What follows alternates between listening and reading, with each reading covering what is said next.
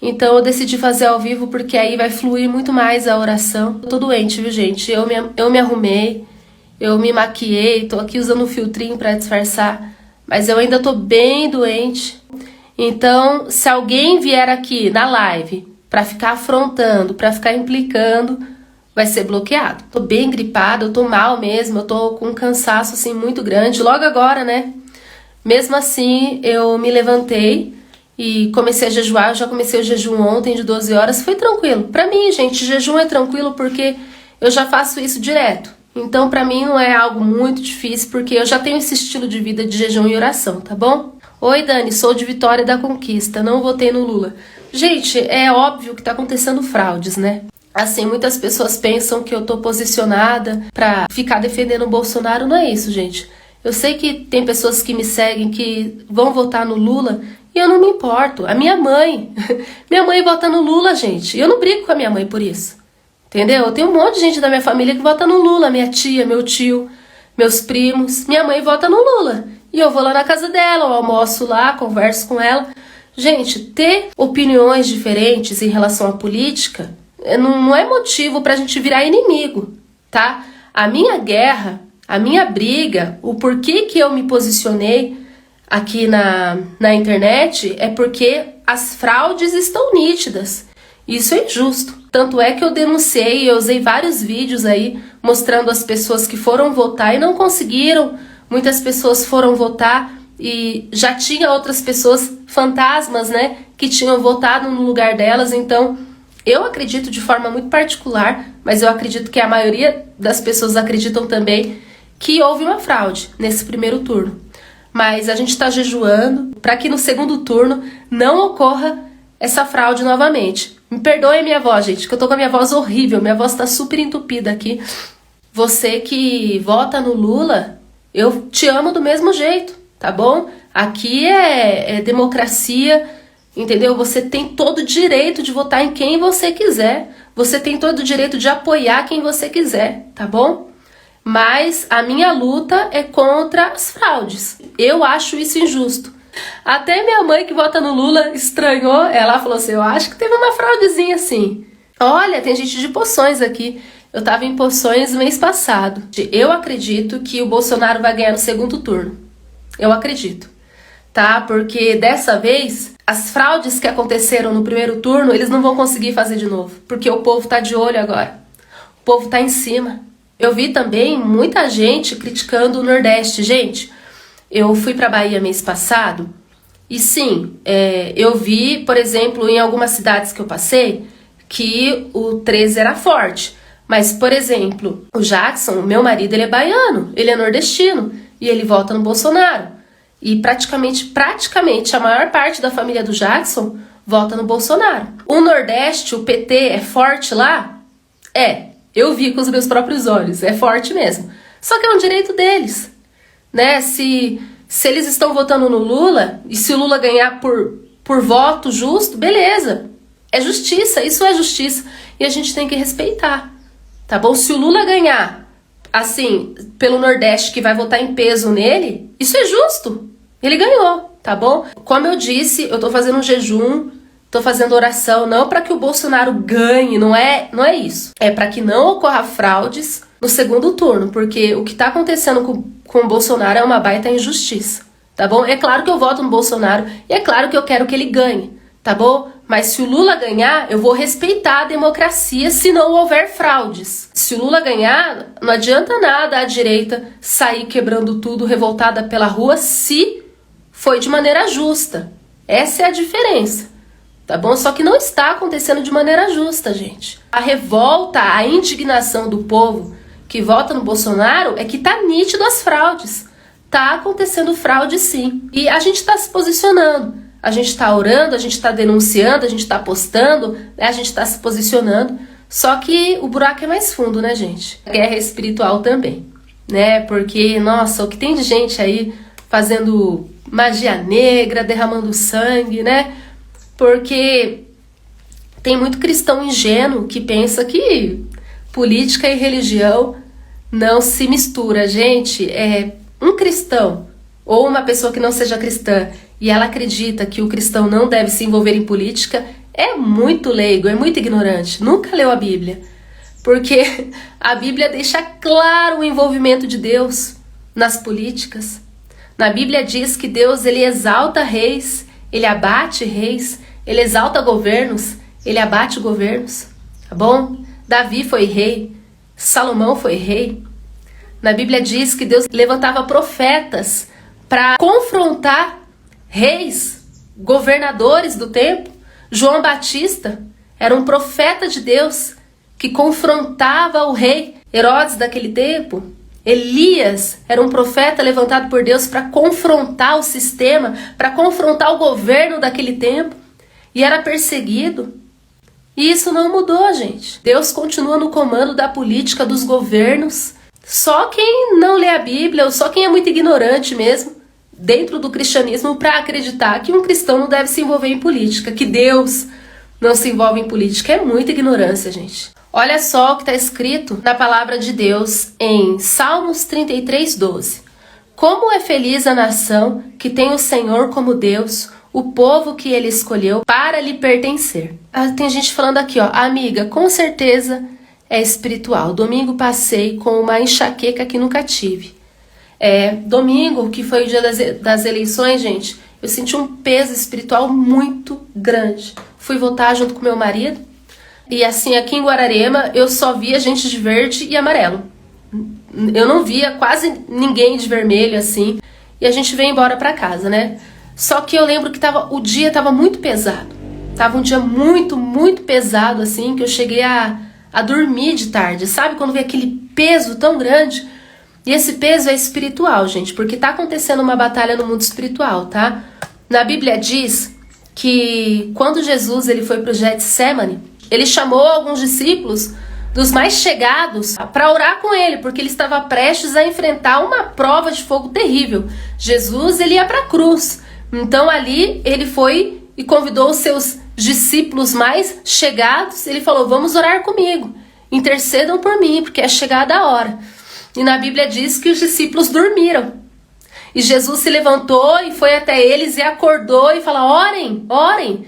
E na Bíblia diz que os discípulos voltaram a dormir. Por quê? Porque aquele sono era um sono espiritual. O inferno ele estava trabalhando ali nos discípulos para que os discípulos não intercedessem pela vida de Jesus, para que Jesus orasse sozinho e assim viesse a desistir da cruz, porque Satanás não queria que Jesus fosse para a cruz, porque ele sabia que se Jesus vencesse, ele seria derrotado. Então Satanás fez de tudo para atrapalhar Jesus. E ali ele colocou um sono, um peso sobre os discípulos. Então esse negócio de sono, tem muita coisa espiritual também, viu, gente? Tem sono que não é normal, não. Tem sono que é espiritual, provocado até pelo inferno, tá? E outra passagem que fala de sono também, as virgens prudentes, né? Na Bíblia diz que chegará um tempo em que todas as virgens prudentes dormiram, ou seja, a igreja inteira dormiu, né? E ali tinha 5 prudentes e 5 imprudentes, 5 preparadas e 5 despreparadas. Mas na Bíblia deixa claro que houve um certo momento em que todas dormiram, ou seja, é um sono espiritual provocado pelo inferno para que a igreja não ore, para que a igreja não busque, porque quem dorme luta, quem dorme ora. Quem dorme se posiciona? Quem dorme vai à guerra? Não, né? Então isso existe muito, viu, gente, no mundo espiritual, esse negócio de sono. E nesse domingo eu senti um sono. Eu não sou de dormir à tarde, eu não durmo à tarde. E nesse domingo, durante as eleições, eu senti um peso, um sono muito forte que eu apaguei, sabe? E eu lembro que à noite, quando eu acordei, ao mesmo tempo que eu senti esse peso, na hora de... Eu saí com meu marido, né, pra gente comer alguma coisinha na rua. E foi gostoso que eu vivi com Deus, porque da mesma maneira que eu senti esse peso, por um momento eu vi o meu corpo brilhando, eu vi eu e meu marido brilhando. E eu achei bonito, porque Deus me mostrou rapidamente, e Deus me disse, é chegado o tempo das virgens prudentes. E Deus me mostrou que, graças a Deus, a minha candeia tá acesa, que eu me vi brilhando assim. Eu olhei pra mim e eu vi luz, sabe? Então eu fiquei muito feliz, porque Deus me mostrou, graças a Deus, a minha luz tá acesa. Amém? A Beatriz me perguntou: Dani, você está esperando o neném? Olhei pra você e tive mãe. Não, meu anjo, não tô esperando o neném, eu engordei. Eu engordei mesmo, tá? Muita gente me olha e pensa que eu tô grávida, mas eu não estou grávida. Eu engordei mesmo, eu engordei 10 quilos desde quando eu me casei. Engordei muito, eu tô bem fofinha, tô bem gordinha. O que eu acredito, gente, por que Lula ganhou no primeiro turno? Eu acredito que a igreja estava dormindo. Eu acredito que foi necessário isso acontecer para a igreja acordar. Porque a igreja estava muito acomodada, estava todo mundo muito confiante. A gente estava confiante que o Bolsonaro já ia ser eleito assim no primeiro turno. A igreja já estava super acomodada, estava todo mundo acomodado. Nem eu divulguei direito, tá? Então eu não tô aqui criticando as pessoas e tirando meu corpo de fora. Eu me coloco nessa também. Eu estava dormindo também. Porque eu também não estava fazendo aquela propaganda eleitoral pro Bolsonaro. Eu também não estava posicionada. Eu acordei depois. Depois que eu vi o resultado, que eu acordei também. Então eu acredito que muita gente despertou. Eu acredito que Deus chacoalhou a igreja aí. Porque a gente estava dormindo, gente. A gente estava acomodado.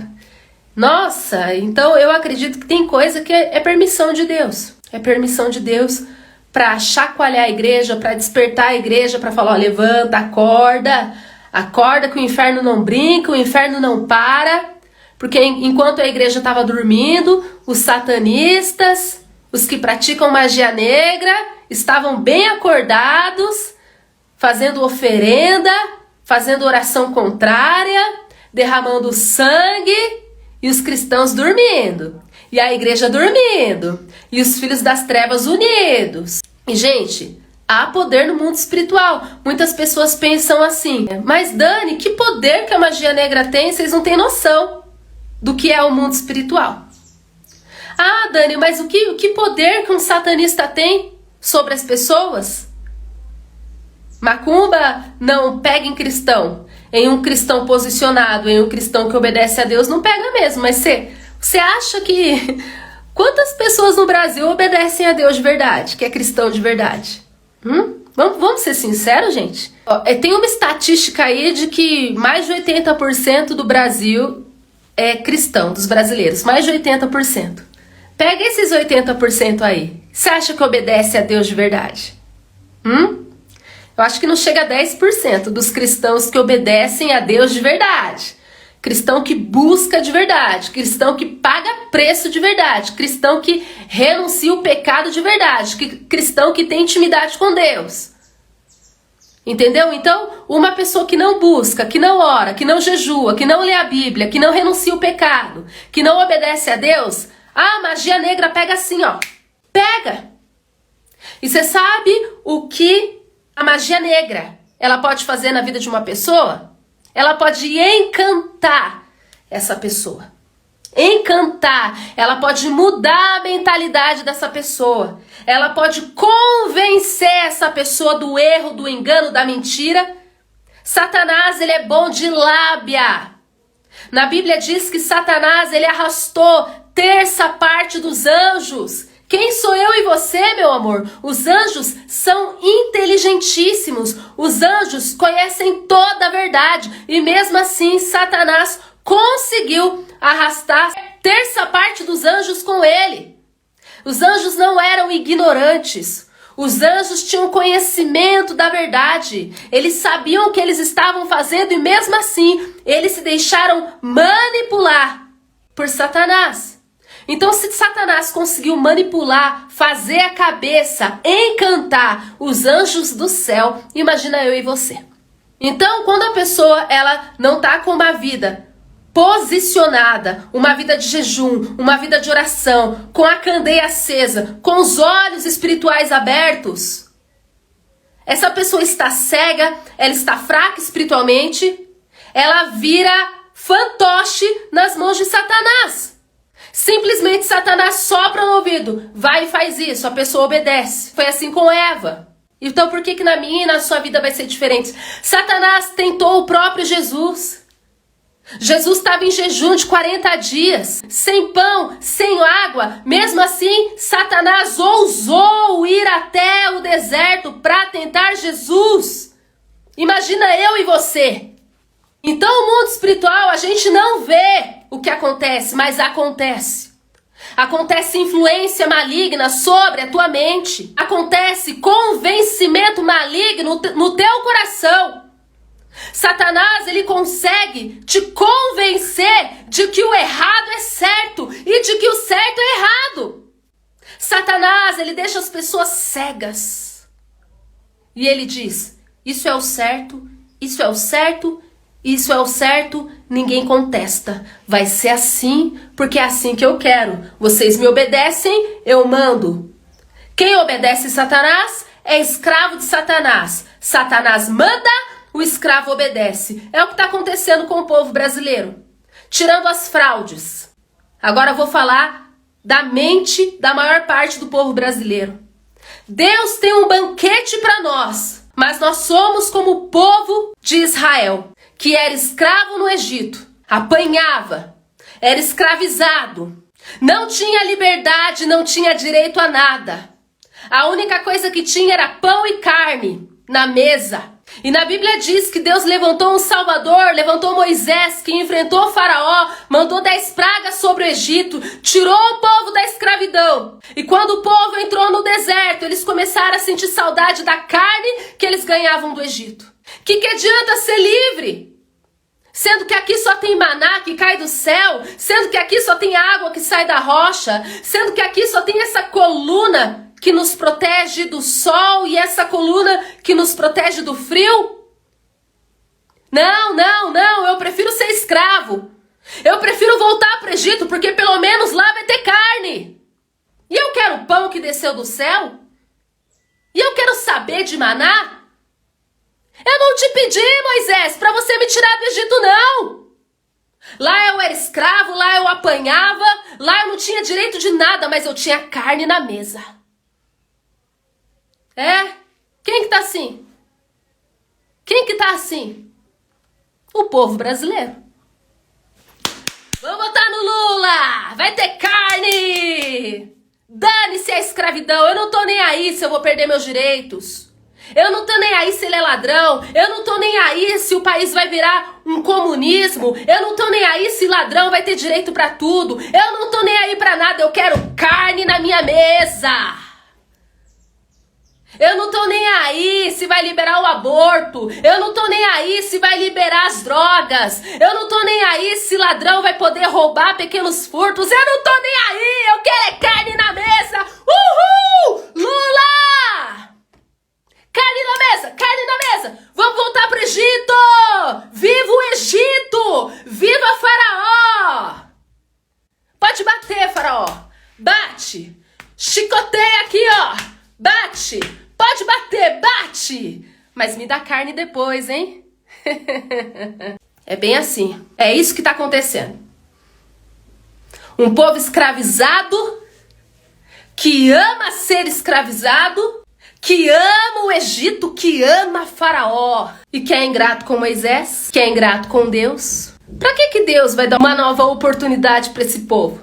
Sinceramente, gente, vocês acham que o Brasil merece Bolsonaro de novo? Vamos ser sinceros. Às vezes dá vontade de falar, Deus, deixa o povo se lascar. Às vezes eu fiquei pensando assim, se o Lula ganhar, vai ser juízo de Deus sobre o povo. Que o povo vai sofrer. Vai sofrer, vai sofrer. E o engraçado é que eu lembro que eu tive uma visão há um tempo atrás, e eu vi a fome chegando, gente. Parece que eu vou ligando as coisas, que eu fiz até um vídeo, que Deus me mostrou que viria um tempo de fome muito grande, né? E na minha visão era mundial. Só que, cara, se o Lula ganhar, o Brasil vai ficar igual a Venezuela. E na Venezuela a galera morre de fome. Morre de fome. E deixa eu te falar uma outra coisa. Você já assistiu o vídeo lá na China? Que a galera come cachorro, come morcego, come sapo. Sabe por que eles comem tudo isso lá na China? Porque lá é comunismo. E lá, se eles não comerem cachorro, se eles não comerem gambá, se eles não comerem morcego, se eles não comerem sapo, se eles não comerem tudo que é colocado ali diante deles, eles morrem de fome. Então não pense você que o chinês ele mata cachorro porque ele é ruim. Porque aqui no Brasil é uma outra cultura. Aqui no Brasil a gente não tem noção do que é comunismo. Aqui no Brasil a gente não tem noção do que é socialismo.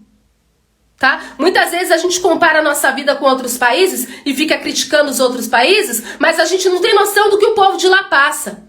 E eu tenho certeza que se o Lula for presidente, você se prepara para começar a comer cachorro também. É.